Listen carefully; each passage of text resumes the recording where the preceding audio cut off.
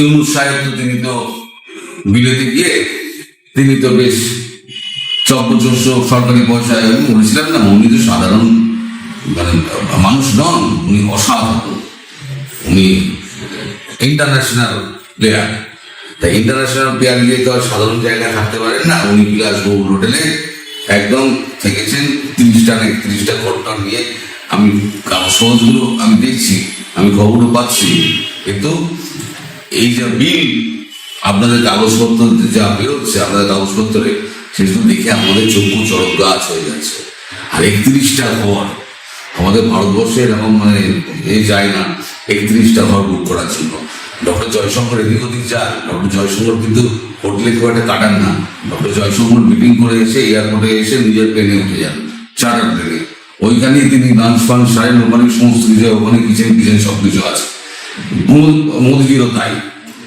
মোদিজি খুব কম বাইরে হোটেলে থাকেন, তিনি প্লেনের মধ্যেই থাকেন বেশি। কারণ এক হচ্ছে রাষ্ট্রীয় খরচা বাঁচানো, দুই হচ্ছে তার ব্যক্তিগত পরিসরের মধ্যে তার থাকা।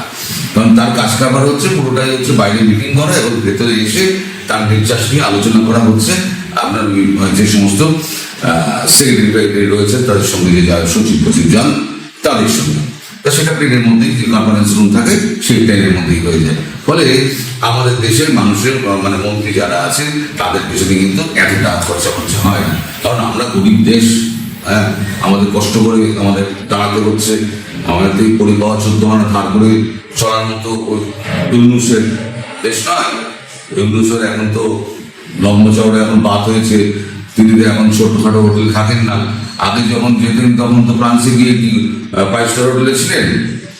উনি যে আগে যে ফ্রান্সে যখন ছিলেন তখন কি আর 5 স্টার হোটেলে ছিলেন? উনি ছিলেন না, ছোট্ট একটা বাসায়, হয়তো 1 ঘর 2 ঘরের একটা কামরার বাসা নিয়ে সেইখানে থাকতেন। কিন্তু এখন তো তিনি দেশনায়ক, তার তো এখন তো ছোটখাটো হোটেলে তার তো মর্যাদা থাকবে না। তাই তিনি একেবারে বিলাসবহুল হোটেলে একদম স্পেশাল সুইট নিয়ে 31 জনের একবার নিয়ে সতীর্থ সবাইকে নিয়ে চলেছে, প্রমোদ ভবনে চলেছে। তো যাই হোক, এরপরে তারিখ অপারেশনে মিটিং হলো।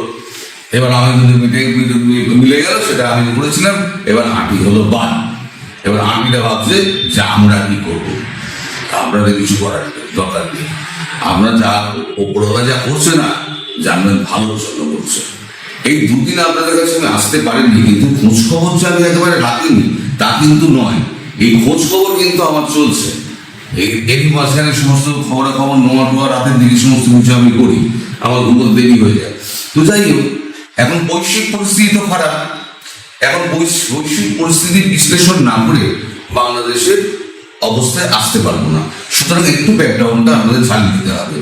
ব্যাকগ্রাউন্ডটা বলছে ইরান আর ইসরায়েলের মধ্যে একটা সংঘর্ষ বেঁধেছে। এই সংঘর্ষের তীব্রতা ক্রমশ বাড়ছে এবং ইরানও ছেড়ে দেওয়ার পাত্র নয়।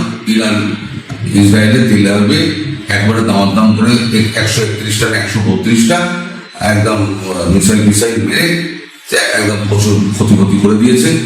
আর ইসরায়েল তো সমস্ত মাথাগুলোকে সমস্ত উড়িয়ে দিয়েছে। 20টা জেনারেল যারা ছিল রয়্যাল গার্ড তাদের সমস্ত কমান্ডারদের মেরে টেরে একবারে পা করে দিয়েছে।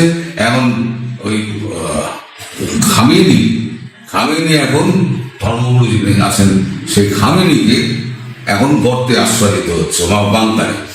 আর করেছে নেতানিয়াহু বলেছে যে না, আমি এর মধ্যে খামেনিকে যদি শেষ না করতে পারি তাহলে এই যুদ্ধ থামবে না। ফলে এখনই এই যুদ্ধের সমাপ্তি হওয়ার কোনো রকম চান্স নেই। তারপরে আবার এর মধ্যে ঢুকে গেছে আমেরিকা। কেন আমেরিকা ঢুকেছে? একদিন বাইরে ছিল আমেরিকার এম্বাসিতে গতকালকে একটা মিসাইল করেছে। কালকে না পরশু দিনের একবারে কিছু হবে, মানে আমাদের দিন রাতের ব্যাপার আছে তো, ফলে আমরা সময় তফাৎ করে ফেলি। আমেরিকা একদিন ধরে বলে আসছিল, ভাই যা করছো আমার গায়ে যেন হাত না করে, আমার গায়ে হাত করলে কিন্তু আমি সেই কথা বলবো না।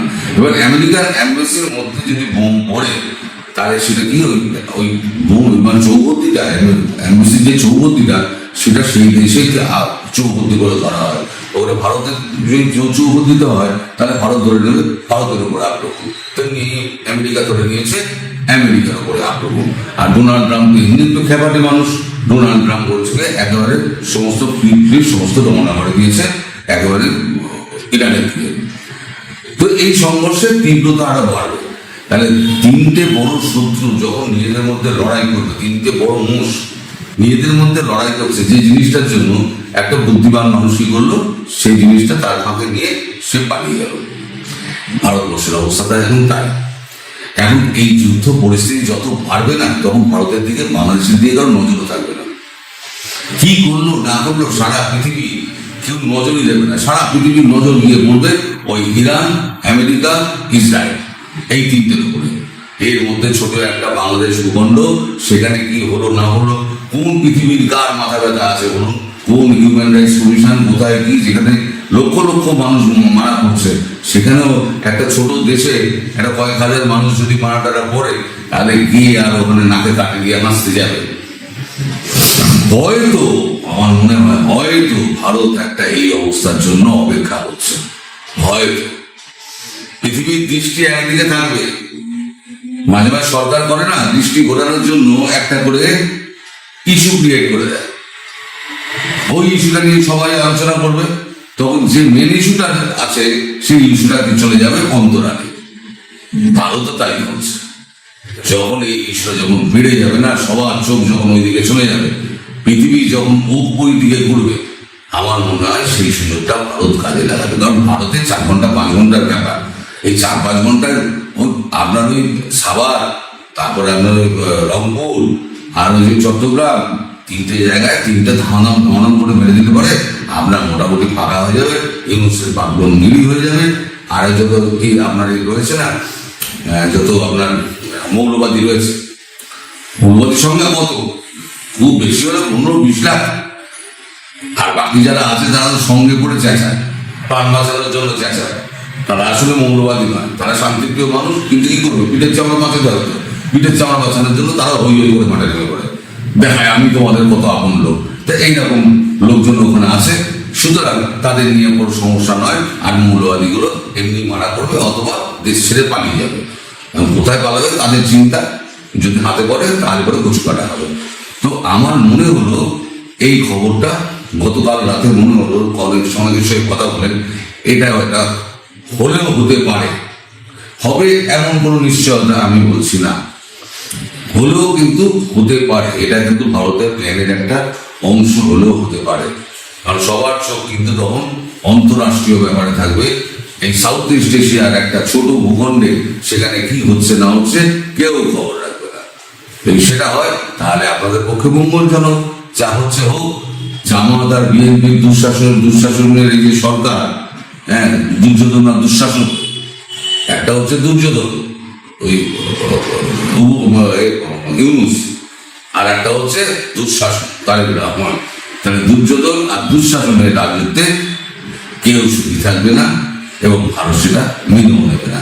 কারণ জামাত যদি সরকারি গদিতে বসে, তাহলে ভারতের পক্ষে সেটা হয়ে যাবে ভীষণ অস্বস্তিকর এবং ভয়ঙ্কর একটা ব্যাপার। ভারত তাকে কখনোই জায়গা দেবে না। ফলে আপনারা নিশ্চিন্ত থাকুন, কিছু একটা ভেতরে ভেতরে খিচুড়ি পাকাচ্ছে। সেই খিচুড়ির খবর কিন্তু এখনই সব করে পাওয়া যাবে না। পরবর্তীকালে যদি পাওয়া যায় তাহলে পরে হয়তো আন্দাজ পাওয়া যাবে। পুরো খবর তো পাওয়া যাবে না, আন্দাজ পাওয়া যাবে। যদি আন্দাজ পাওয়া যায় তাহলে আমি নিশ্চয়ই আপনাদের সঙ্গে শেয়ার করবো। তবে আপনাদের হতাশ হওয়ার কিছু নেই, যা ঘটছে ভালোর জন্যই ঘটছে।